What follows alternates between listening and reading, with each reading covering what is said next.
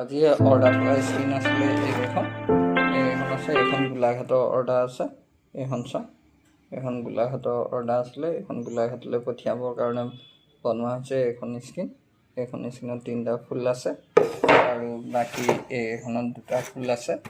এইকেইখন যাব গুৱাহাটী। আৰু এইখন আছে অৰ্ডাৰ। এইখন চা, এইখন স্ক্ৰীন আছে অৰ্ডাৰ আৰু এইখন আছে। এইকেইখন স্ক্ৰীন আছে। এই 3খন স্ক্ৰীন, 3টা কিট আছে অৰ্ডাৰ। তাৰপৰা আৰু এইখন আছে আৰু বাকী বস্তুখিনি মই পেকিং কৰি আছিলোঁ। এইটো পেকিং কৰি হৈ গ'ল।